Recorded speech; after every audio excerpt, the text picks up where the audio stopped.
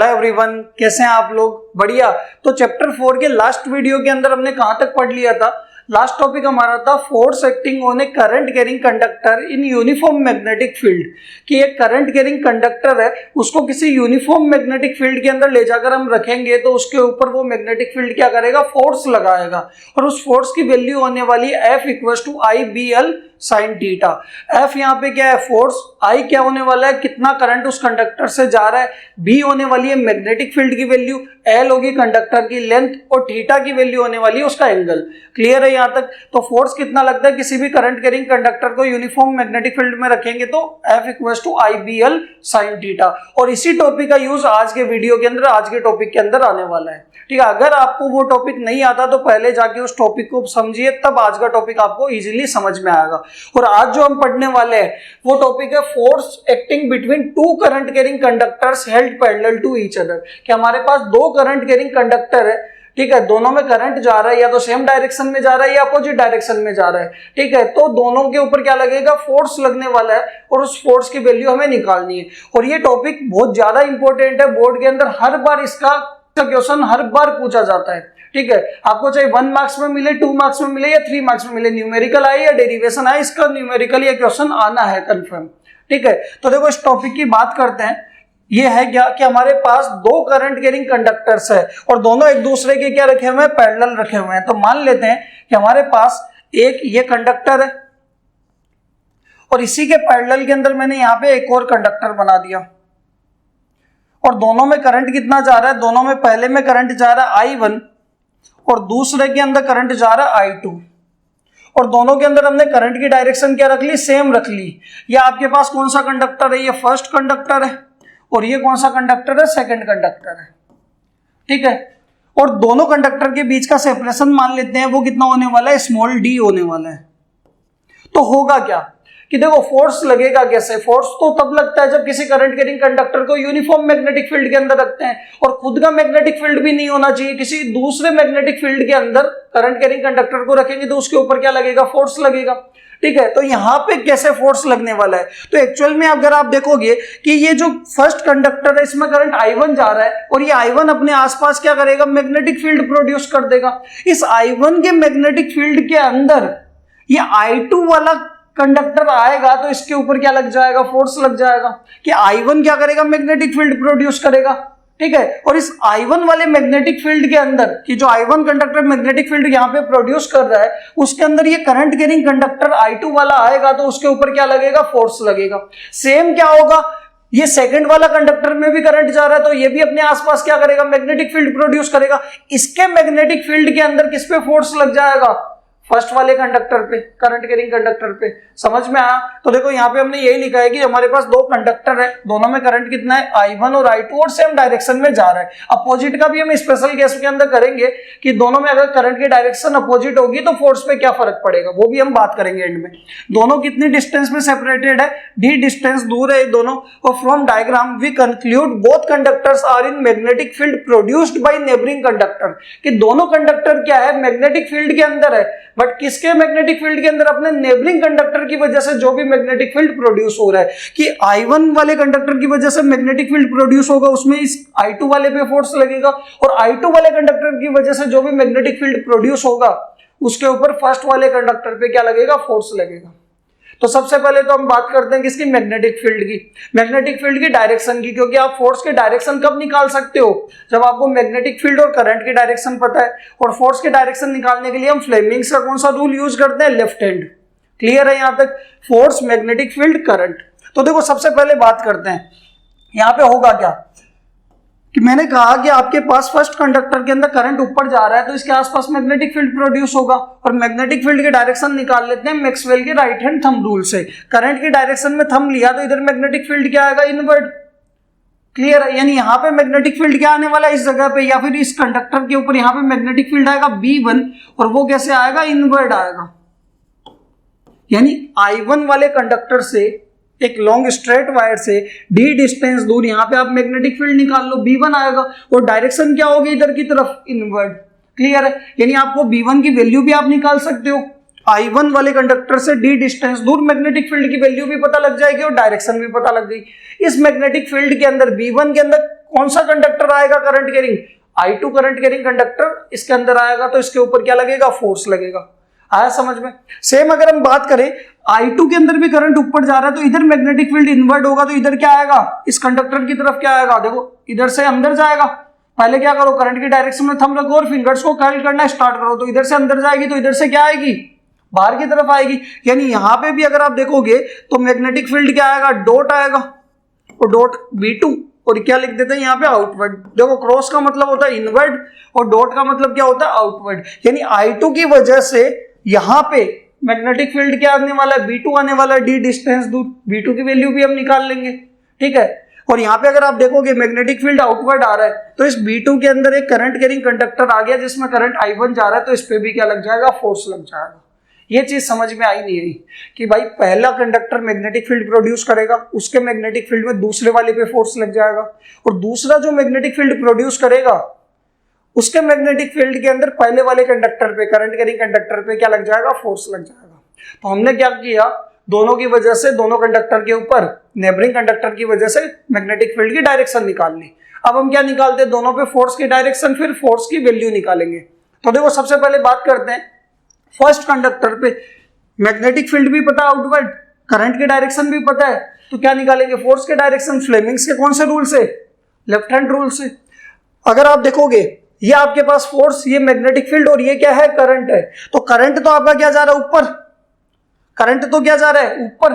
Magnetic field देखोगे कैसा लग रहा है, आउटवर्ड। हाथ घुमाना है आपको, हाथ घुमाना आना चाहिए। यहां देखो, अगर आप देखो मैंने क्या किया, करंट को ऊपर, पहले तो आप किस तरीके से स्ट्रेच कर लो कि तीनों परपेंडिकुलर हो, फिर अंगुलियां नहीं घुमानी है, हाथ को घुमाना है, ठीक है। यहां से आपकी कलाई घूमनी चाहिए। तो यहां से अगर आप देखो मैंने इस तरीके से बना रखा है। अब सबसे पहले ये करंट है, करंट मेरा क्या जा रहा है, ऊपर, तो ये मैंने इस तरीके से घुमा लिया, करंट क्या जा रहा है, ऊपर, क्लियर है। अब अगर आप देखो मैग्नेटिक फील्ड क्या आ रहा है, आउटवर्ड, मैग्नेटिक फील्ड आउटवर्ड, ये बाहर की तरफ, तो करंट ऊपर, मैग्नेटिक फील्ड बाहर की तरफ, तो थंब किधर है, राइट के अंदर। यानी इसके ऊपर फोर्स किधर की तरफ लगेगा, F1 लगेगा, वो राइट की तरफ लगेगा। आया समझ में कि आपके पास देखो तीनों परपेंडिकुलर होते हैं, मतलब एक एक्स में होगा, एक वाई में होगा, एक जेड में होगा, ठीक है। तो यहां पे अगर आप देखोगे मैग्नेटिक फील्ड आउटवर्ड या इनवर्ड, मतलब जेड की बात होगी, करंट ऊपर जा रहा है मतलब वाई की बात होगी, तो ये एक्स में ही होना है, चाहे पॉजिटिव हो चाहे नेगेटिव हो, बट किस साइड होगा, राइट साइड में होगा, पॉजिटिव एक्स में होगा।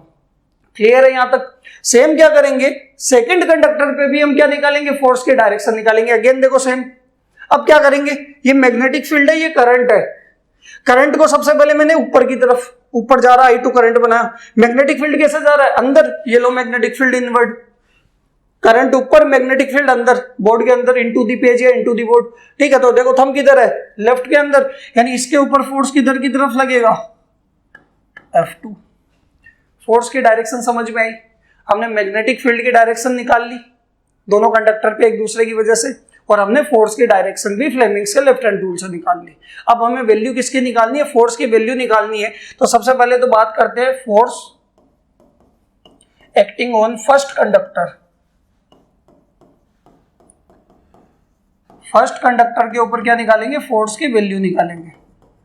देखो कैसे होने वाला है, देखो फर्स्ट कंडक्टर पे फोर्स, तो आपको पता है किसी भी करंट कैरिंग कंडक्टर को यूनिफॉर्म मैग्नेटिक फील्ड में रखते हैं, या यूनिफॉर्म मैग्नेटिक फील्ड में करंट कैरिंग कंडक्टर पे फोर्स लगता है, कितना, I/L sin थीटा, ठीक है। तो यहाँ पे अगर आप देखोगे कि ये करंट कैरिंग कंडक्टर है, करंट I1 जा रहा है, कितने मैग्नेटिक फील्ड के अंदर है, V2, इसके ऊपर क्या लगेगा, फोर्स लगेगा। तो यहाँ पे फोर्स की वैल्यू, F1 की वैल्यू निकालोगे तो क्या आने वाला है, करंट कितना है फर्स्ट कंडक्टर के अंदर, I1, ठीक है। F1 में करंट कितना जा रहा है, I1। मैग्नेटिक फील्ड कितना है, मैग्नेटिक फील्ड है V2, तो I1 V2, L उसकी लेंथ, और ये साइन थीटा। क्लियर है। अगर आप साइन थीटा, थीटा की वैल्यू निकालोगे तो थीटा किस किस के बीच में, इसकी लेंथ देखो इस तरीके से, और मैग्नेटिक फील्ड कैसे, आउटवर्ड, यानी लेंथ ऐसे है और मैग्नेटिक फील्ड बाहर, एंगल कितना हो जाएगा, 90 डिग्री। यानी यहाँ पे थीटा की वैल्यू क्या होने वाली है, 90, और साइन 90 कितना होगा, यानी F1 आ जाएगा I1 B2 L साइन 90, और साइन 90 कितना हो जाएगा 1, तो आपके पास F1 की वैल्यू आ जाएगी I1 B2 L। ये आपके पास आएगा इक्वेशन नंबर 1। बताओ समझ में आया।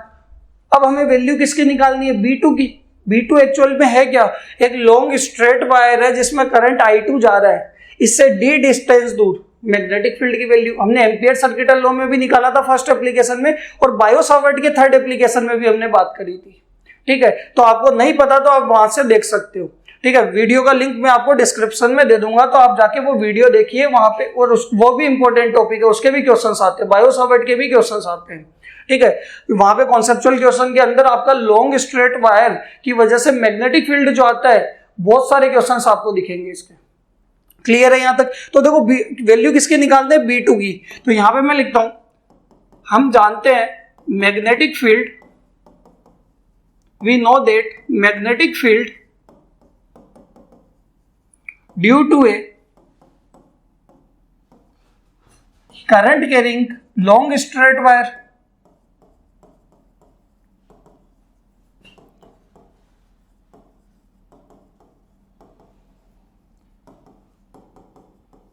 क्या होने वाला है। तो देखो आपको पता है कि आपके पास एक current carrying long straight wire है, लॉन्ग का मतलब इनफाइनाइट वायर है, और इस वायर से d डिस्टेंस दूर मैग्नेटिक फील्ड कितना होगा, वो होगा म्यू नॉट आई अपॉन में 4 पाई डी। और जब इनफाइनाइट वायर है तो यहाँ पे क्या लग जाता है, साइन फाई 1 और साइन फाई 2, बायो-सावर्ट से बता रहा हूँ, दोनों 90 हो जाते हैं, तो ये 2, ये मैग्नेटिक फील्ड आने वाला है 2 mu not I upon 4 pi D. तो हमें करना क्या है, हमें I2 वाले करंट कैरिंग कंडक्टर से, I2 वाले कंडक्टर से d डिस्टेंस दूर मैग्नेटिक फील्ड निकालना है। तो क्या हो जाएगा, 2 म्यू नॉट अपॉन 4 पाई तो कांस्टेंट रहेगा, 2 म्यू नॉट I2 अपॉन में 4 पाई, डिस्टेंस कितनी है d। यानी यहाँ पे मैं लिख देता हूं, आपके पास आ जाएगा, किसकी वैल्यू निकालनी है आपको, B2 की। B2 की वैल्यू किसकी वजह से, I2 की वजह से, 2 म्यू नॉट I2 अपॉन में कितनी डिस्टेंस दूर है, 4 पाई d। यहां से आप 2 से 2 कैंसिल कर सकते हो, बट मैं कैंसिल नहीं करता, क्यों, क्योंकि म्यू नॉट अपॉन 4 पाई की वैल्यू हमें डायरेक्टली पता है 10 की पावर -7 होती है, न्यूमेरिकल्स इजीली सोल्व हो जाएंगे। क्लियर है यहां तक? ये हम मान लेते हैं इक्वेशन नंबर कितनी आ गई, 2। 2 को कहां पुट कर देंगे, 1 के अंदर, तो पुट इक्वेशन 2 इन इक्वेशन 1। तो इक्वेशन 1 के अंदर पुट करेंगे तो F1 की वैल्यू आएगी, देखो था क्या, I1 B2 कितना है, 2 म्यू नॉट I2 अपॉन में 4 पाई डी, और ये मल्टीप्लाई के अंदर क्या आएगा, L, I1 B2 L, और साइन थीटा तो आपका कितना हो गया, 1 हो गया, क्योंकि थीटा कितना था, 90 था। तो यहां से आपके पास फोर्स की वैल्यू कितनी आ जाएगी फर्स्ट कंडक्टर पे, ये आ जाएगा 2 mu naught I1 I2 upon में 4 पाई डी, और मल्टीप्लाई में लेंथ। ये लेंथ कौन से कंडक्टर की है, जिसके ऊपर हम फोर्स निकाल रहे हैं। तो फर्स्ट कंडक्टर का फोर्स निकाल रहे हैं, तो लेंथ भी किसकी होगी, फर्स्ट की होगी, और यूनिट क्या हो जाएगी, न्यूटन। यूनिट क्या होने वाली है, न्यूटन। और इसको मान लेते हैं इक्वेशन नंबर 3। डायरेक्शन की अगर मैं बात करूं तो F1 जो है वो किधर लग रहा है, F1 की डायरेक्शन है सेकंड कंडक्टर की तरफ। तो आप लिख सकते हो कि किधर की तरफ लग रहा है, ये लग रहा है टुवर्ड्स सेकंड कंडक्टर। किधर की तरफ लग रहा है, टुवर्ड्स सेकंड कंडक्टर। बताओ आया समझ में? यहीं पे अगर आपको मान लो, ये तो आपके पास फोर्स आया, अगर आपको निकालना है फोर्स पर यूनिट लेंथ, तो दोनों साइड किससे डिवाइड कर दो, L से, लेंथ से डिवाइड कर दो, या फिर इस L को कहां ले आओ, डिवाइड में ले आओ। तो अगर आपको निकालना हो, न्यूमेरिकल्स में पूछते हैं वो कि अगर आपको फोर्स पर यूनिट लेंथ निकालना हो, फोर्स पर यूनिट लेंथ की बात करनी हो, तो ये हो जाएगा आपके पास F1/L। Force per unit length में कितना फोर्स आ रहा है। तो यहां से अगर आप देखोगे इस L को डिवाइड में ले जाओगे तो L को छोड़ के बाकी का पूरा आ जाएगा, 2 mu naught I1 I2 upon में 4 पाई डी। तो ये हो जाएगा 2 mu naught I1 I2 upon में 4 पाई डी। और यूनिट क्या हो जाएगी, अब यूनिट आपके पास हो जाएगी न्यूटन पर मीटर। देखो जब फोर्स था तो यूनिट क्या थी, न्यूटन, बट अब हमने क्या निकाला है, फोर्स पर यूनिट लेंथ, तो यूनिट क्या हो जाएगी, न्यूटन पर मीटर। ये आया समझ में? ये हमने फोर्स कौन सा कंडक्टर पे निकाल लिया, फर्स्ट कंडक्टर पे। सेम हम किसकी बात करेंगे, F2 की बात करेंगे, सेकंड कंडक्टर पे फोर्स। तो जब F2 निकालेंगे तो क्या होगा, I2B1L, इसकी लेंथ साइन थीटा, और थीटा इसमें भी कितना होगा, 90 डिग्री। क्यों, क्योंकि लेंथ तो ऐसे और मैग्नेटिक फील्ड इनवर्ड है, मैग्नेटिक फील्ड अंदर जा रहा है। तो यहां पे देखो बात करते हैं सेकंड के ऊपर।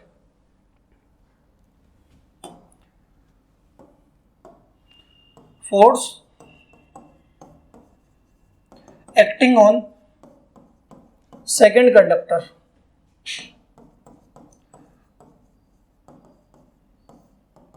तो देखो सेकंड कंडक्टर पे फोर्स निकालेंगे तो क्या लिखेंगे, F2 क्या होगा आपके पास, I2 मैग्नेटिक फील्ड I1 की वजह से आएगा कितना, B1 L उसकी लेंथ और ये साइन थीटा।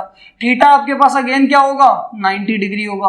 90 क्यों होगा, तो मैंने बताया कि यहाँ पे देखो लेंथ तो ऐसे थी और मैग्नेटिक फील्ड क्या जा रहा था, B1 अंदर जा रहा था, तो एंगल कितना हो जाएगा 90।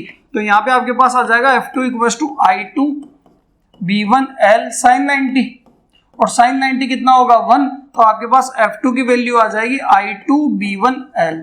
इक्वेशन नंबर 4 मान लो। आया समझ में, ठीक है। अब देखो B1 मैग्नेटिक फील्ड किसकी वजह से है, आपके पास एक करंट कैरिंग कंडक्टर है, कौन सा I1, इससे d डिस्टेंस दूर मैग्नेटिक फील्ड निकालना है, मतलब इससे d डिस्टेंस दूर इस पॉइंट पे मैग्नेटिक फील्ड निकालना है। और वायर कैसा आपका इनफाइनाइट वायर के लिए बात कर लेते हैं, तो यहां पे लिखते हैं we know that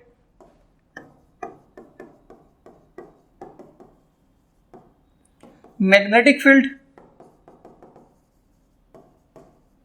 due to a current carrying long straight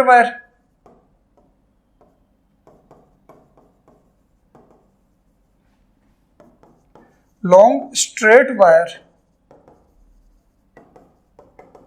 तो अगर आप इसके अंदर B1 की वैल्यू निकालोगे तो B1 है क्या, I1 से d डिस्टेंस दूर, तो ये आ जाएगा 2 म्यू नॉट I1 अपॉन में डिस्टेंस कितनी है, ये 4 पाई इंटू डी, ये B1 की वैल्यू। इक्वेशन नंबर कितनी मान लेते हैं 5, इस 5 को कहां पुट कर देंगे 4 के अंदर, तो आपके पास F2 की वैल्यू आ जाएगी। Put equation 5 in equation 4। तो यहां पे अगर आप देखोगे आपके पास F2 की वैल्यू आ जाएगी I2 तो ऐसा कैसा, B1 की जगह क्या लिखेंगे 2 म्यू नॉट I1 अपॉन में 4 पाई डी और मल्टीप्लाई के अंदर लेंथ कितनी है कंडक्टर की L, तो F2 आ जाएगा आपके पास 2 mu naught I1 I2 upon में 4 पाई डी मल्टीप्लाई के अंदर क्या आने वाला है L लेंथ आने वाली है। Equation number 6। और अगर आप देखोगे कि F1 और F2 दोनों की वैल्यू क्या आ रही है, एग्जैक्ट सेम आ रही है। और F2 की अगर मैं डायरेक्शन की बात करूं तो F2 किधर की तरफ लग रहा है, फर्स्ट कंडक्टर की तरफ। देखो F1 किधर लग रहा है, सेकंड की तरफ, तो F2 क्या लग रहा होगा फर्स्ट की तरफ। तो यहां पे हम क्या लिखेंगे, F2 की डायरेक्शन किधर है, towards first conductor.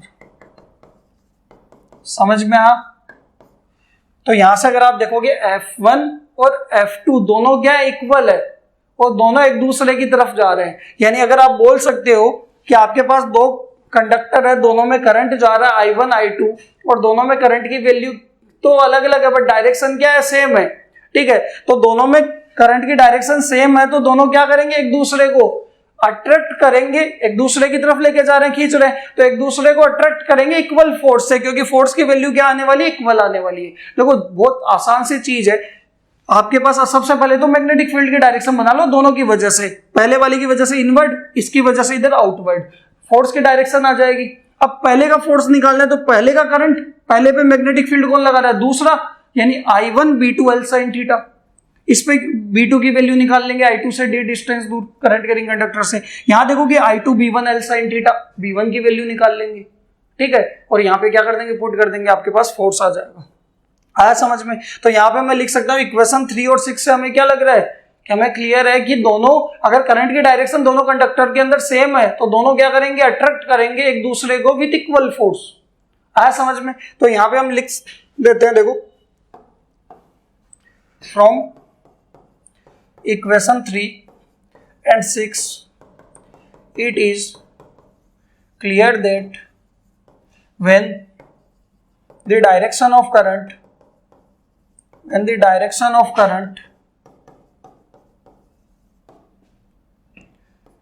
in both conductors are same, then they will attract each other with equal force,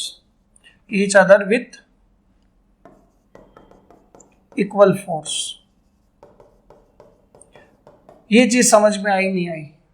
इसका डेरिवेशन भी इंपॉर्टेंट है, न्यूमेरिकल भी इसके इंपॉर्टेंट है। इसके एक चैप्टर के पूरे के न्यूमेरिकल्स के एक वीडियो बनाऊंगा मैं, जिसमें स्टार्टिंग से एंड तक जितने भी टॉपिक है सबके न्यूमेरिकल इंपॉर्टेंट न्यूमेरिकल कवर रहेंगे, ठीक है। इसके स्पेशल केस की बात करते हैं कि मान लो दो कंडक्टर है और दोनों कंडक्टर पैरेलल है और डायरेक्शन करंट की दोनों में क्या अपोजिट है। तो स्पेशल केस की बात करते हैं इसके।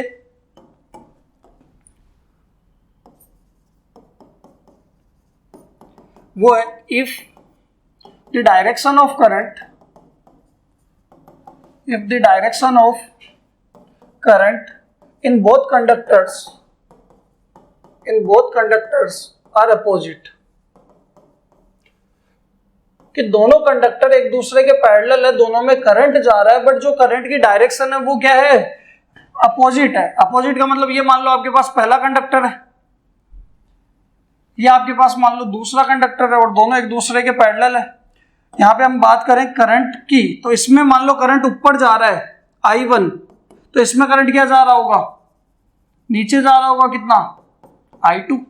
यानी करंट की डायरेक्शन दोनों के अंदर क्या हो गई, अपोजिट हो गई। ये आपका कौन सा कंडक्टर है, ये फर्स्ट कंडक्टर है और ये कौन सा है, सेकंड कंडक्टर है। तो क्या फर्क पड़ेगा, तो देखो फोर्स की वैल्यू पे तो कोई फर्क नहीं पड़ेगा, क्योंकि देखो d डिस्टेंस ले ली दोनों के बीच में, फोर्स की वैल्यू पे तो कोई फर्क नहीं पड़ेगा, बस डायरेक्शन चेंज हो जाएगी। कैसे, देखो मैग्नेटिक फील्ड की बात करते हैं। सबसे पहले दोनों एक दूसरे के ऊपर क्या करेंगे, मैग्नेटिक फील्ड प्रोड्यूस करेंगे। तो यहाँ पे देखो पहले वाले में करंट ऊपर जा रहा है, तो मैंने करंट की डायरेक्शन में थंब रखा और फिंगर्स को कर्ल किया, तो इधर की तरफ क्या आएगा, मैग्नेटिक फील्ड। I1 वाले कंडक्टर से d डिस्टेंस दूर मैग्नेटिक फील्ड आएगा किधर, इनवर्ड। देखो ऊपर करंट जा रहा है इधर से अंदर, यानी यहाँ पे मैग्नेटिक फील्ड आएगा क्रॉस, I1 की वजह से आएगा B1 इनवर्ट भी लिख दिया मैंने, आया समझ में। I2 वाले कंडक्टर की वजह से मैग्नेटिक फील्ड की अगर हम बात करें, तो यहां पे आप देखो करंट की डायरेक्शन में क्या आ रहा है, करंट की डायरेक्शन में इस तरीके से थंब को रखा, फिंगर्स को कर्ल करना स्टार्ट किया, तो इधर से भी क्या जाएगी, इनवर्ट ही जाएगी। यानी यहां पे I2 की वजह से d डिस्टेंस दूर मैग्नेटिक फील्ड B2 आएगा, वो भी कैसा आएगा, इनवर्ट ही आने वाला है। क्रॉस का मतलब क्या है, इनवर्ट। यानी दोनों कंडक्टर पे हमें मैग्नेटिक फील्ड पता लग गया एक दूसरे की वजह से जो है, और हमें करंट की डायरेक्शन पता है, तो अब हम दोनों पे क्या लगाएंगे, फ्लेमिंग्स का लेफ्ट हैंड रूल लगाएंगे और दोनों पे फोर्स की डायरेक्शन निकाल लेते हैं। फर्स्ट पे बात करते हैं, देखो वही सेम चीज, तीनों को इस तरीके से स्ट्रेच किया कि तीनों परपेंडिकुलर है। देखो ये डायरेक्शन निकालनी आनी चाहिए आपको, ठीक है। तो यहां से अगर आप देखो इस तरीके से मैंने स्ट्रेच किया, अब क्या करना है, ये करंट है, ये मैग्नेटिक फील्ड है, ये फोर्स है, फोर्स तो निकालना है। करंट पता है, करंट कैसे जा रहा है, ऊपर, ये लो करंट ऊपर। मैग्नेटिक फील्ड कैसे जा रहा है, इनवर्ड, ये लो हाथ घुमा दिया मैंने, करंट ऊपर मैग्नेटिक फील्ड अंदर। तो थंब किधर है मेरा, लेफ्ट के अंदर, यानी इसके ऊपर फोर्स किधर की तरफ लगेगा, F1 इधर की तरफ। आया समझ में। यही अगर हम सेकंड पे बात करें, ये सेम करंट क्या जा रहा है, इसमें नीचे जा रहा है, ये लो करंट नीचे। मैग्नेटिक फील्ड अगेन क्या है, अंदर, अंदर मतलब अंदर, इनटू द पेज। देखो अंदर करंट क्या है, नीचे, मैग्नेटिक फील्ड अंदर, तो थंब किधर जा रहा है, राइट में, ये लो राइट में, F2। आया समझ में, क्लियर है यहां तक। अब अगर आप F1 निकालोगे तो F1 में वही होगा क्या, I1 B2 L sin theta, theta again कितना है 90, देखो इनवर्ट 90, तो I1 B2 L हो जाएगा। अब B2 की वैल्यू वही होगी 2 mu naught I2 upon 4 pi d, यानी फोर्स की वैल्यू तो क्या आने वाली है, सेम ही आने वाली है। यानी अगर मैं यहाँ पे फर्स्ट कंडक्टर पे निकालूंगा फोर्स कितना आएगा, फोर्स ऑन फर्स्ट कंडक्टर, तो F1 निकालेंगे तो वो कितना आएगा, वही आने वाला है same 2 mu naught I1 I2 upon में 4 पाई डी और मल्टीप्लाई में लेंथ किसकी, फर्स्ट कंडक्टर की।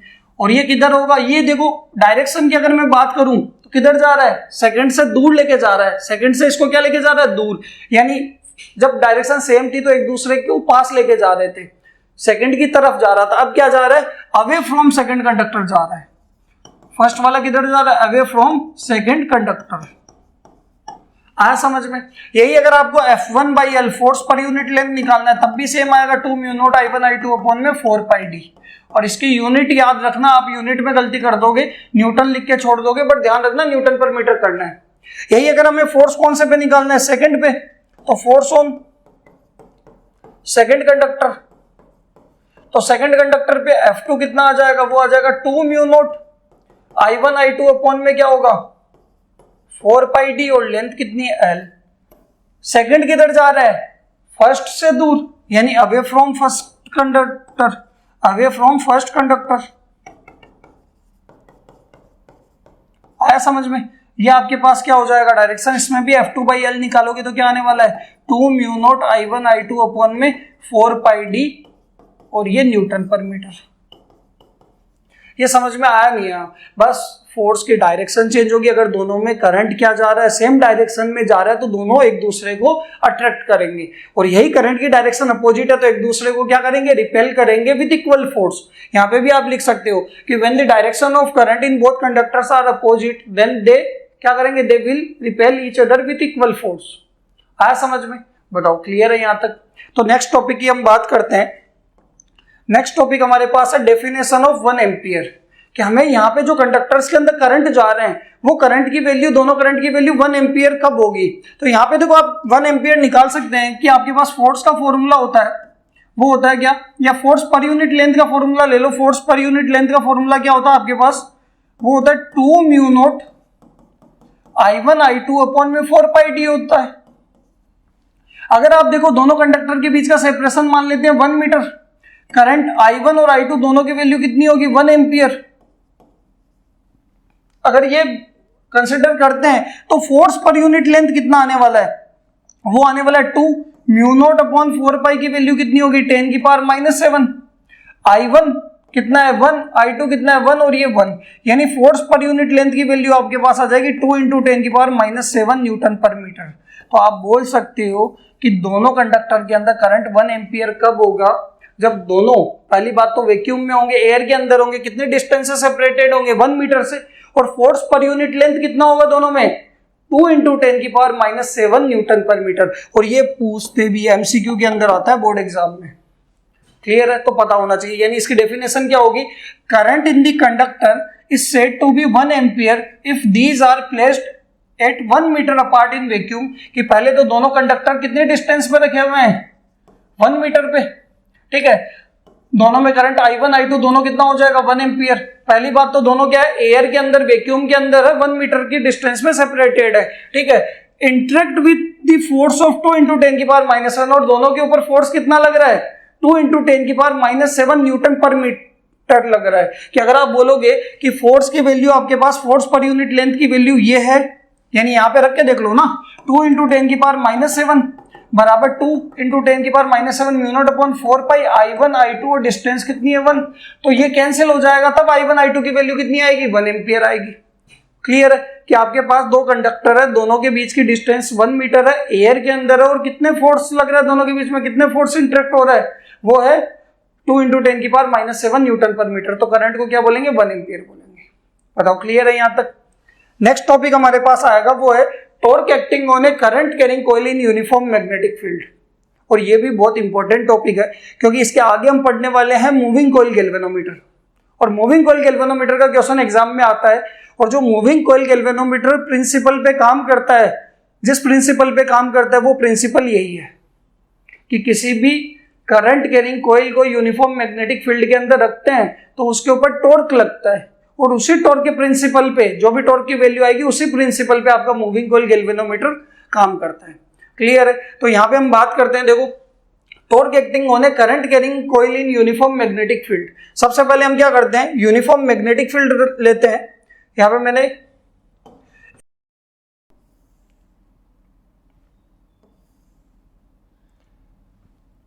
ये आपके पास यूनिफॉर्म मैग्नेटिक फील्ड है।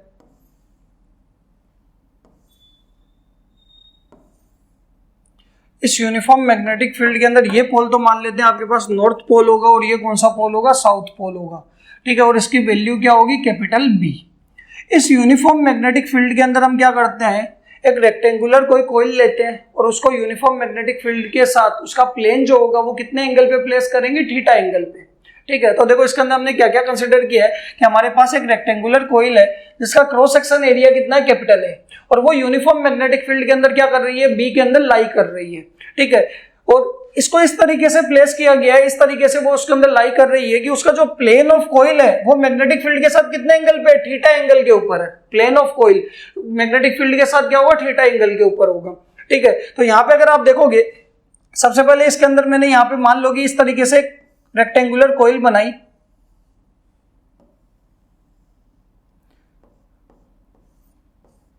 ये रेक्टेंगुलर कॉइल है, और इस रेक्टेंगुलर कॉइल को नाम दे देते हैं हम क्या, P Q R और S, या P Q R T, S यहाँ पे साउथ पोल को कंसिडर कर लेते हैं। ये आपके पास एक रेक्टेंगुलर कोइल है और इसका जो ये प्लेन है PT, ये मैग्नेटिक फील्ड के साथ कितने एंगल पे, थीटा एंगल पे। क्लियर है यहाँ तक? इसका एरिया कितना A, एरिया कैसे, इसको मान लेता हूं कि इसकी लेंथ तो कितनी होने वाली L और ब्रेथ कितनी होने वाली है B। क्लियर है यहाँ तक? और एरिया कितना हो जाएगा, लेंथ इनटू ब्रेथ। ये आपके पास एक रेक्टेंगुलर कोइल है, ठीक है। अच्छा, इसके अंदर करंट भी जा रहा है, इसके अंदर करंट कैरिंग रेक्टेंगुलर कोइल है, तो मान लो इसमें ऊपर इस तरीके से करंट जा रहा है। यहाँ पे ये बना देता हूं मैं, इसके अंदर इधर की तरफ करंट जा रहा है कितना I, इसमें इधर की तरफ, ये इसमें डाउनवर्ड, और इसके अंदर ये बाहर की तरफ होगा। ये इसके अंदर क्या जा रहा है, करंट जा रहा है। बताओ क्लियर है यहाँ तक? ठीक है, तो इसमें करंट की वैल्यू कितनी जा रही है, I। तो हमने किया क्या, एक करंट कैरिंग रेक्टेंगुलर कोइल ली, उसको मैग्नेटिक फील्ड के अंदर क्या किया, प्लेस किया, और उस कोइल का जो प्लेन होगा वो मैग्नेटिक फील्ड के साथ कितने एंगल पे होगा, थीटा एंगल के ऊपर होगा। क्लियर है? तो जैसे ही आप कोइल को मैग्नेटिक फील्ड के अंदर रखोगे तो आप देखो रेक्टेंगुलर कोइल में भी क्या होते हैं, ये आपके पास एक स्ट्रेट वायर है PQ, QR भी एक वायर है, RT और एक TP। चारों वायर के ऊपर हम अलग अलग क्या निकाल लेंगे, फोर्स निकाल लेंगे। कैसे कि हर एक वायर के अंदर करंट जा रहा है I और वो मैग्नेटिक फील्ड के अंदर रखा हुआ है। तो हमें पता है कि जब भी कोई current carrying conductor uniform magnetic field में आता है तो उसके ऊपर क्या लगता है, फोर्स लगता है। तो हम क्या करेंगे, इसकी अलग अलग आर्म्स जो है इस कोइल की PQ, QR, RT और TP, चारों पे क्या करेंगे, अलग अलग फोर्स निकालेंगे। और वो फोर्स निकालने से पता लगेगा कि जो आपके पास PQ और RT जो है इनके ऊपर इक्वल, अपोजिट और पैरेलल फोर्स लग रहा होगा। इन दोनों के TP और आपके पास QR का तो फोर्स कैंसिल आउट हो जाएगा, बट इन दोनों का फोर्स, इसका अंदर इसका बाहर, या इसका बाहर और इसका अंदर, यानी इक्वल, अपोजिट और पैरेलल फोर्स लगेगा। और वो इस कोइल को क्या करवाएंगे, रोटेट करवाएंगे। और रोटेट करवाएंगे, क्या प्रोड्यूस हो रहा है, टॉर्क। उस टॉर्क की वैल्यू हमें फाइंड करनी है। समझ में आया कॉन्सेप्ट? तो यहाँ पे देखो, सबसे पहले तो करेंगे क्या, इस रेक्टेंगुलर कोइल के अलग अलग आर्म्स के ऊपर हम क्या निकालेंगे, फोर्स निकालेंगे। तो सबसे पहले बात करते हैं फोर्स ऑन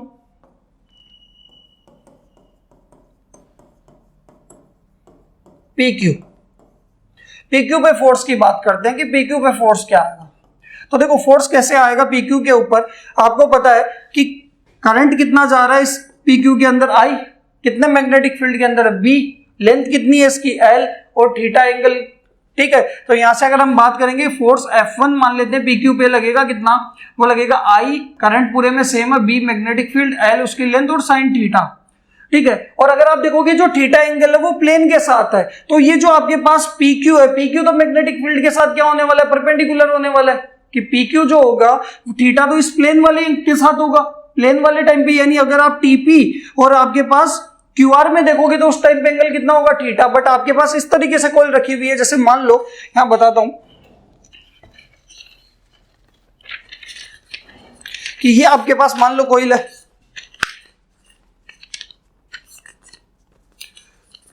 ये रेक्टेंगुलर कॉइल है। ठीक है, ये वाली लाइन है प्लेन, ये वाली लाइन क्या है, प्लेन है। मैंने कहा मैग्नेटिक फील्ड के साथ ये वाला जो लाइन है, ये कितने एंगल, ये मैग्नेटिक फील्ड जा रहा है, देख रहे हो, इस तरीके से दिख रहा है। ये देखो, ये आपके पास एंगल कितना है दोनों के बीच, ये मैग्नेटिक फील्ड जा रहा है और ये ऐसे रखी हुई है, ये ऐसे रखी हुई है, ऐसे रखी हुई है। तो ये प्लेन और मैग्नेटिक फील्ड के बीच में एंगल कितना, 90 डिग्री, 90 दिख रहा है। बट अगर मैंने कहा ऐसे रखी हुई है तो एंगल कितना है आपके पास, थीटा। बट अगर आप देखोगे तो ये जो लाइन है, ये लाइन और ये जो लाइन है, ये तो मैग्नेटिक फील्ड के साथ क्या होने वाली है, परपेंडिकुलर ही होने वाली है, 90 डिग्री, क्योंकि एंगल तो इन दोनों के बीच का एंगल है।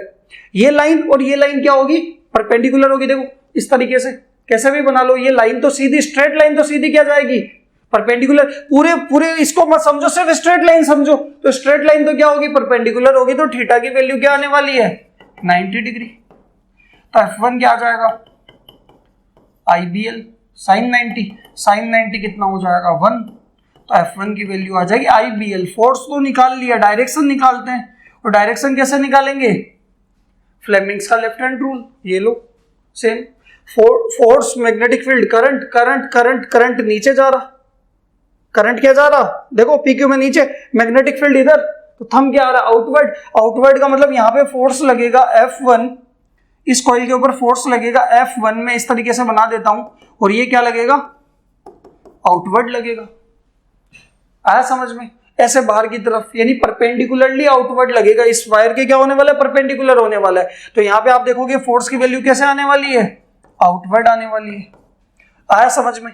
ऐसे ही फोर्स कौन से पे निकाल लेते हैं, क्यू आर पे, फिर किस पे निकालेंगे, ये आर टी पे, फिर टीपी पे, चारों पे फोर्स निकाल लेते हैं। या पहले मान लो टी आर पे निकाल लिया मैंने, आर टी पे निकाल लिया। तो यहां पे अगर आप देखोगे, नेक्स्ट में बात करते हैं फोर्स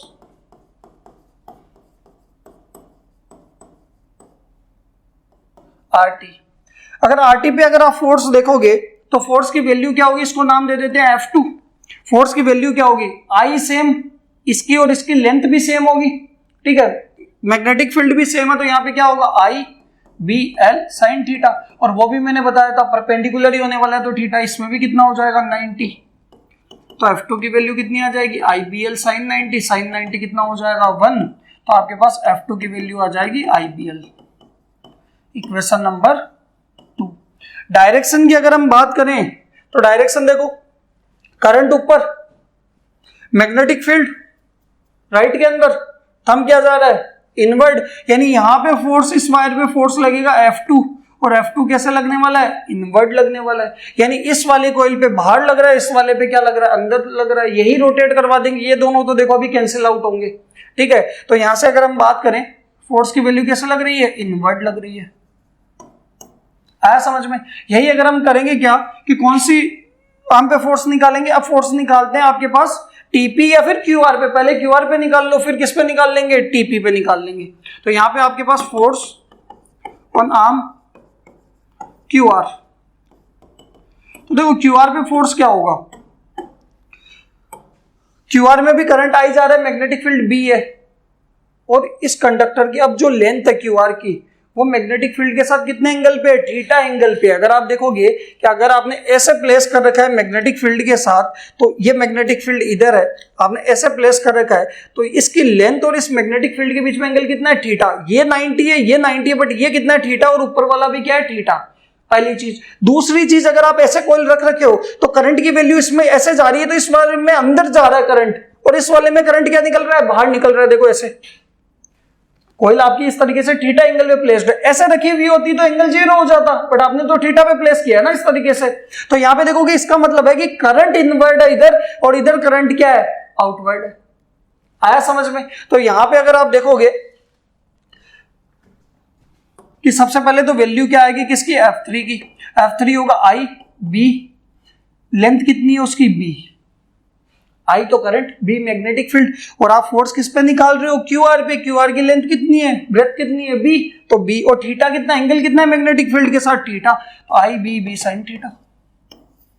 और फोर्स की अगर आप बात करोगे डायरेक्शन की, तो मैंने कहा करंट देखो इसमें कॉइल रखी हुई है इस तरीके से, कॉइल रखी हुई है इस तरीके से, तो इसमें ऊपर वाले में करंट अंदर जा रहा है, तो इसमें करंट क्या निकल रहा है, बाहर निकल रहा है, आउटवर्ड आ रहा है। तो यहां से अगर आप बताओगे क्या कि मैग्नेटिक फील्ड तो आपका इधर है, करंट आउटवर्ड है, मैग्नेटिक फील्ड तो इधर है, करंट आपका क्या आउटवर्ड है, तो फोर्स क्या लगेगा, थंब ऊपर जा रहा है, यानी इसके ऊपर फोर्स लगेगा ऊपर की तरफ, इसको नाम देंगे F3।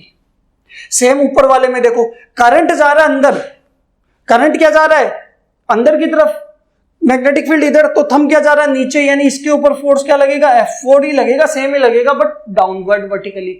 ये वर्टिकली अपवर्ड, ये वर्टिकली डाउनवर्ड, तो ये दोनों तो क्या हो जाएंगे, कैंसिल आउट हो जाएंगे। और ये पैरेलल होने की वजह से क्या करेंगे, एक दूसरे को रोटेट करवा देंगे। इनमें भी इक्वल है, F1 F2 भी इक्वल है, ठीक है, इक्वल और अपोजिट है, बट ये पैरेलल है, ठीक है। ये दोनों भी इक्वल है, अपोजिट है, पैरेलल नहीं है, इसलिए क्या हो जाएंगे, कैंसिल आउट हो जाएंगे। देखो बात करेंगे, वैल्यू निकालते हैं पहले। तो यहां से आपके पास F3 आ गया आई बी बी साइन थीटा, और ये कैसा लग रहा है, वर्टिकली अपवर्ड।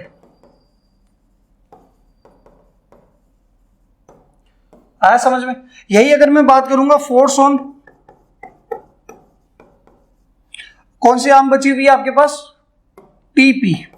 तो यहां से F4 निकालोगे तब भी आई बी, उसकी भी लेंथ बी है, और ये साइन थीटा, और ये क्या लग रहा होगा, वर्टिकली डाउनवर्ड।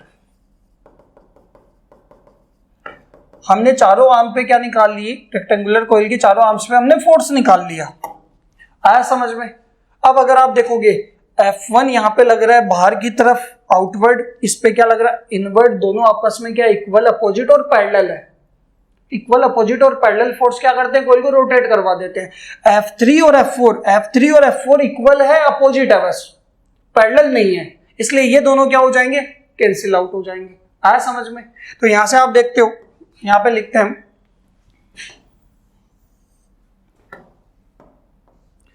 कि from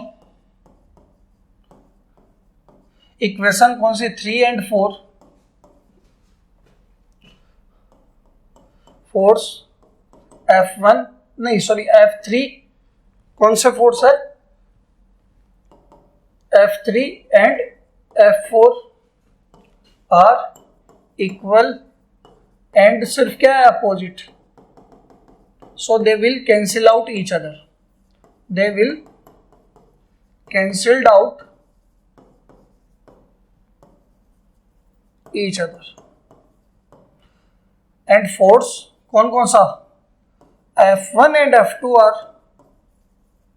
equal and anti parallel. Anti parallel का मतलब होता है अपोजिट एंड पैरेलल, या फिर लिख लो इक्वल अपोजिट एंड क्या होने वाले हैं, parallel. So they will produced torque and coil will rotate,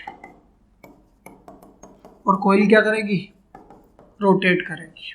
आया समझ में यहां तक? चारों आर्म्स पे हमने क्या निकाल लिया, F1 F2 F3 F4। F3 F4 cancel हो गए, F1 आउटवर्ड है, F2 इनवर्ड है, कोयल को क्या करवा देंगे, रोटेट करवा देंगे। देखो ऐसे, देखो ये इस पे क्या लग रहा है, बाहर की तरफ, इस पे क्या लग रहा है, अंदर की तरफ। ये बाहर जाएगा, ये अंदर जाएगा, कोयल क्या करेगी, रोटेट करेगी, टॉर्क प्रोड्यूस होगा। टॉर्क निकालते कैसे हैं, तो आपको पता होगा, टॉर्क का फॉर्मूला होता है प्रोडक्ट ऑफ, जिन भी फोर्स की वजह से टॉर्क आ रहा है, तो टॉर्क होता क्या है, टॉर्क होता है प्रोडक्ट ऑफ ईदर फोर्स, जिन भी दो फोर्स की वजह से आ रहा है, into perpendicular distance to the both forces.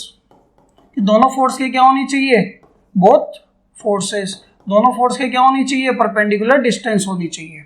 ठीक है, तो यहां से फोर्स तो कौन है, F1 और F2 दोनों इक्वल है।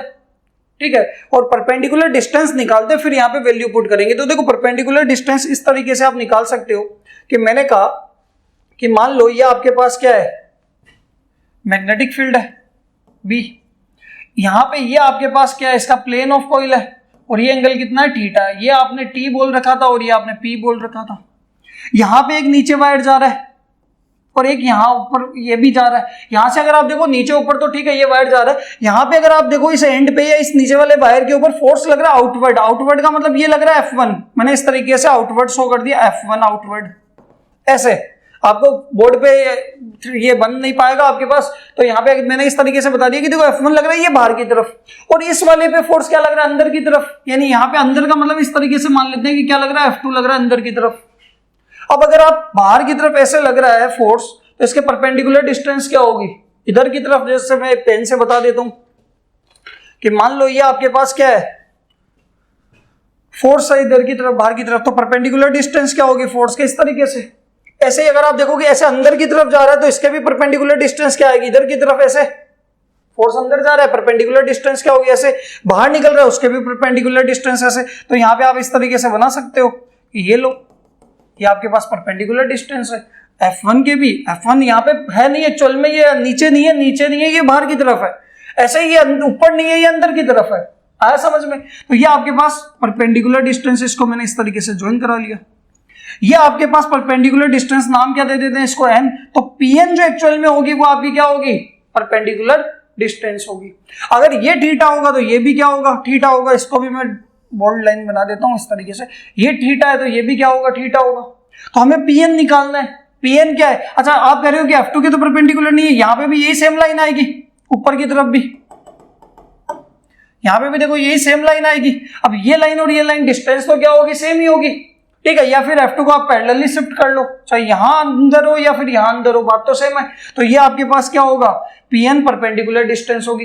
वैल्यू कैसे निकालेंगे, ये B है और ये थीटा है, तो थीटा के साथ वाली लाइन पे क्या होता है, B cos थीटा, और B cos थीटा से परपेंडिकुलर ये क्या आएगा, B sin थीटा। बट हमें तो Pn चाहिए, Pn कितना आएगा, B cos थीटा। आया समझ में यहाँ पे?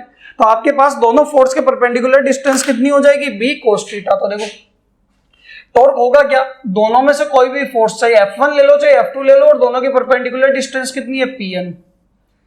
इसको मान लेते हैं इक्वेशन नंबर कितनी, 5। और इस Pn को मान लेते हैं, Pn की वैल्यू हमने निकाली है, और यहां से Pn की वैल्यू को क्या मान लेते हैं, b cos थीटा, और ये इक्वेशन नंबर 6। हमें करना क्या है, टॉर्क निकालना। F1 की वैल्यू है इक्वेशन 1 के अंदर, Pn की वैल्यू है इक्वेशन 6 के अंदर। 1 और 6 को 5 में पुट कर देते हैं। तो यहां पे करेंगे क्या, पुट इक्वेशन कौन सी, 1 एंड 6 इन इक्वेशन 5। तो आपके पास आ जाएगा टॉर्क कितना आ जाएगा, टाउ इक्वल्स टू फोर्स कितना था, आई बी मैग्नेटिक फील्ड, एल उसकी लेंथ, और पीएन की वैल्यू कितनी आई, बी कोस थीटा। तो एल इंटू बी को आप क्या लिख सकते हो, एरिया, क्योंकि आपको तो एरिया गिवन है आता है, या लेंथ ऑफ ब्रेथ गिवन है, तो उस तरीके से तो यहाँ पे आपके पास आ जाएगा आई बी ए कोस थीटा। आया समझ में? और अगर कोइल के अंदर, रेक्टेंगुलर कोइल के अंदर n नंबर ऑफ टर्न्स है, तो ये क्या हो जाएगा, N I B A cos theta. यानी अगर आप देखोगे for n number of turns in the coil, तो यहाँ पे आपके पास क्या आ जाएगा, टॉर्क आ जाएगा N I B A cos theta. आप याद रखने के लिए आप याद रख सकते हो निब्बा कोस थीटा, निब्बा निब्बी जानते हो ना, वो निब्बा कोस थीटा। क्लियर है यहाँ तक? और थीटा क्या है, थीटा एक्चुअल में एंगल है किस किस के बीच में, प्लेन ऑफ कोइल और मैग्नेटिक फील्ड के बीच में। यहां पे लिख देता हूं कि where theta is the angle between plane of coil and magnetic field. आया समझ में? जो प्लेन ऑफ कोइल ऊपर, यहाँ पे आपके पास इस तरीके से ये प्लेन कोइल है, और ये कोइल का जो प्लेन है वो मैग्नेटिक फील्ड के साथ कितने एंगल पे, इस तरीके से ऐसे है, तो देखो plane of coil magnetic field के साथ कितने एंगल पे है, 90 डिग्री पे। ऐसे है तो plane of coil magnetic field के साथ कितने एंगल पे है, 0 डिग्री पे। आया समझ में? तो ये आपके पास क्या होने वाला है, N I B A cos theta, निब्बा कोस थीटा। एन तो क्या होगा, नंबर ऑफ टर्न्स, आई होने वाला है करंट कितना जा रहा है कोइल के अंदर, बी मैग्नेटिक फील्ड, ए उसका एरिया, और थीटा एंगल। आया समझ में? ठीक है। बट कई बार आपको न्यूमेरिकल्स के अंदर आपको प्लेन ऑफ कोइल और मैग्नेटिक फील्ड के बीच में एंगल ना देके आपको एरिया वेक्टर और मैग्नेटिक फील्ड के बीच में एंगल दे देते हैं। एरिया वेक्टर क्या होता है, प्लेन के परपेंडिकुलर होता है। यानी अगर हम बात करें कि आपको इस तरीके से एंगल गिवन हो, मान लो मैंने एंगल मान लिया इस तरीके से, let phi is the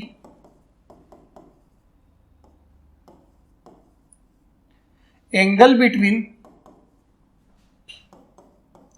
normal drawn to the plane of coil and magnetic field.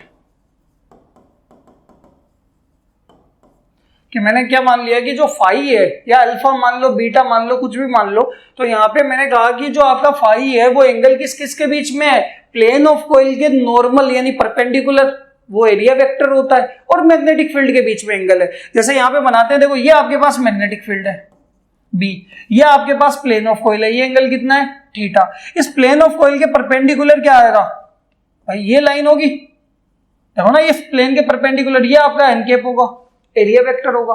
इस एरिया वेक्टर और मैग्नेटिक फील्ड के बीच में एंगल कितना है, फाई। तो यहां से अगर आप देखोगे, और ये पूरा कितना है 90, तो थीटा प्लस फाई करोगे तो कितना आ जाएगा 90 डिग्री। तो यहां से अगर आप थीटा की वैल्यू लिखा लोगे तो क्या हो जाएगा 90 माइनस फाई, तो टॉर्क आएगा कितना, N I B A cos theta, cos 90 minus phi, और कोस 90 माइनस फाई कितना होता है, साइन फाई, तो निब्बा साइन फाई। आया समझ में? अब याद रखना, अगर आप साइन लगा रहे हो, साइन थीटा या साइन के साथ एंगल ले रहे हो, तो आपका एंगल किसके बीच में होगा, एरिया वेक्टर और मैग्नेटिक फील्ड के बीच में होगा। प्लेन के परपेंडिकुलर एरिया वेक्टर और मैग्नेटिक फील्ड के बीच में एंगल होता है, तो साइन फाई आएगा या साइन थीटा आएगा, और प्लेन ऑफ कोइल और मैग्नेटिक फील्ड के बीच के एंगल होगा तो क्या आएगा, कोस थीटा आएगा। आया समझ में? तो यहां पे वेयर, इस तरीके से, where phi is the angle between area vector and magnetic field। तो देखो इसके न्यूमेरिकल्स आसान आते हैं, आप कहीं पे भी नहीं फंसने वाले। अगर आप न्यूमेरिकल में देखोगे एन आपको नंबर ऑफ टर्न्स सीधे दिख रहे होंगे, करंट की वैल्यू दिखाई दे रही होगी, मैग्नेटिक फील्ड दिख रहा होगा न्यूमेरिकल के अंदर। एरिया में हो सकता है डायरेक्ट एरिया दे दे, या फिर हो सकता है आपको लेंथ ब्रेथ दे दे, या सर्कुलर कॉइल दे देंगे तो क्या होगा पाई आर स्क्वायर आपको रेडियस दे देंगे, अलग से एरिया निकालना पड़ेगा। बट कंफ्यूजन आपको होगा थीटा के अंदर। बट ये थीटा अगर आप ध्यान रखोगे कि उस न्यूमेरिकल के अंदर किस किस के बीच में एंगल, वो लिखा हुआ मिलेगा आपको, तो किसके बीच में एंगल है, थीटा है या फाई है, वो आपको ध्यान रखना है। और सीधा आप वैल्यू पुट करोगे, आपके पास क्या आ जाएगा, टॉर्क आ जाएगा। क्लियर है यहां तक? ठीक है, अब हम बात करते हैं इसके स्पेशल केस की। इसके स्पेशल केस क्या होने वाले हैं, अगले पेज पे बात करते हैं। इसको नीचे कर देता हूं, देखो ये नेक्स्ट पेज पे हम बात करते हैं किसकी, स्पेशल केस की। पहला है इफ, यहां पे मैं फॉर्मूला क्या कंसिडर कर रहा हूं, देखो फॉर्मूला वही ले रहा हूं क्या, N I B A cos theta, निब्बा कोस थीटा की ही बात कर रहा हूं मैं यहां पे। थीटा क्या है, प्लेन ऑफ कॉइल और मैग्नेटिक फील्ड के बीच में एंगल है। यानी यहां पे पहला केस हमारे पास बनेगा, वो बनेगा कि if plane of coil is parallel to the uniform magnetic field, कि जो आपकी प्लेन ऑफ कॉइल है वो यूनिफॉर्म मैग्नेटिक फील्ड के क्या है, पैरेलल है। तो उस केस में थीटा की वैल्यू कितनी हो जाएगी, 0 डिग्री। ठीक है, और थीटा 0 होगा तो टॉर्क कितना आ जाएगा, एन आई बी ए कोस 0, कोस 0 कितना होगा 1, यानी टॉर्क क्या आएगा, मैक्सिमम टॉर्क आएगा निब्बा। कैसा आएगा, मैक्सिमम टॉर्क आएगा। और ये मैक्सिमम टॉर्क आगे आप पढ़ने वाले हो रेडियल मैग्नेटिक फील्ड। उस रेडियल मैग्नेटिक फील्ड के अंदर आप कॉइल को रखोगे तो वो हमेशा क्या रखी जाती है, पैरेलल आती है, मतलब उसमें मैक्सिमम टॉर्क प्रोड्यूस होता है, थीटा 0 होता है। आगे बात करेंगे। ये तो आपके पास प्लेन ऑफ कॉइल और मैग्नेटिक फील्ड के बीच में एंगल है।